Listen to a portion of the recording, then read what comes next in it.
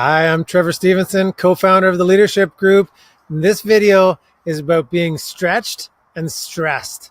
Now, one of those things, stretched, we have some control over. And thankfully, stressed, we have total control over. I know it may not seem like it because in the moment there's a reaction and we're stressed, and that reaction may be kind of a little more constant than we want it to be, and we're stressed pretty regularly given that all there is to get done in our lives. But I really wanted to share with you some ways to help you with that feeling of stress and anxiety with all of these competing priorities. And so whether you're a senior executive or a manager, whether you're a soccer coach or an entrepreneur, a mom or a dad, or a student, we all have these competing priorities and so much stuff that we need to get done. And so I really wanted to share with you how to deal with that stress. I'm a real work hard, play hard believer. The challenge is that I'm also an all or nothing kind of guy. And so I get into work mode and I'm just head down, whether it's in my business or around my house. And I can just be so deep that someone has to kind of pull me out. I won't eat for 12 hours and remind me of my own needs or of the needs of those around me, whether that's connection or support or whatever.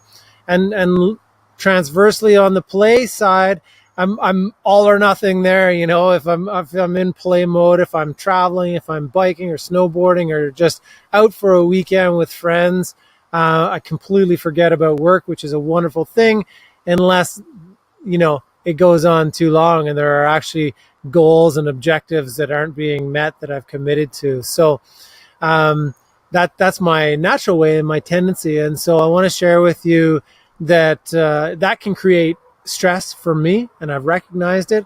And so the work that we do in Healthy Conversations, in applying that to myself, I have sort of 3 steps that I want to share with you about how to get past that. A friend has shared with me quite a while ago that expectations minus reality creates stress. And so if I have this expectation that I should be able to do it all, I should be able to get my work done and on time, I should be able to get to work early, I should be able to get the kids' hair all nicely done and their lunches made and meet the bus on time, I should be able to do my yoga and meditation in the morning, I should be able to have my family time and my spouse time in the evening, I should be able to get to bed early and read that book and listen to that podcast, and on and on and on, right? We set ourselves up for failure, we set ourselves up for stress, and so it doesn't work. We don't want to do it that way. So step 1 is just commit. Know what you're committing to and choose that thing that you are going to do right now. I've just put out a tool that's shared on our website, theleadershipgroup.ca, called the Minute Miner, to really track how we're using our time. If you're like me, you tend to jump around and you're kind of a bit of a magpie and going after shiny things, and you get a bing or a new email or your phone and you jump to it. But this is really this is a tool that helps you really focus your time and attention. So it's about choosing and committing to what you're doing. If that's play, be fully there. If that's work, be fully there. If that's family, be fully there. If that's self-care, be fully there. And so you want to really just know that there's a compromise that you may be making in this moment. You're going to get to the other stuff, okay? You're not compromising on your values.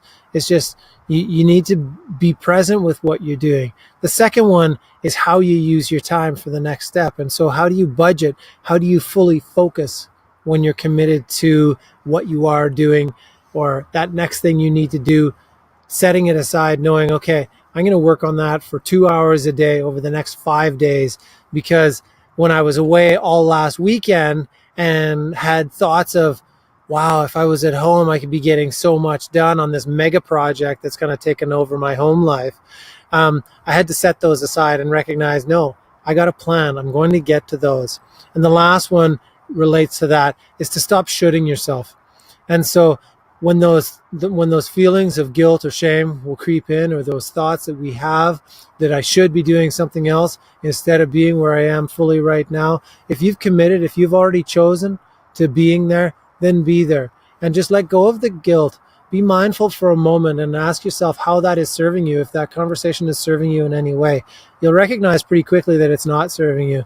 And so just to take that mindful moment, breathe, let that go, be present to what you're doing, knowing that that second step we talked about, you've committed other time, you know you're going to be hyper vigilant and focused with what you want to be doing next. And so I've come up with a saying for myself that I want to share with you, and it's to work harder than you want to when you have to, and play harder than you have to when you want to.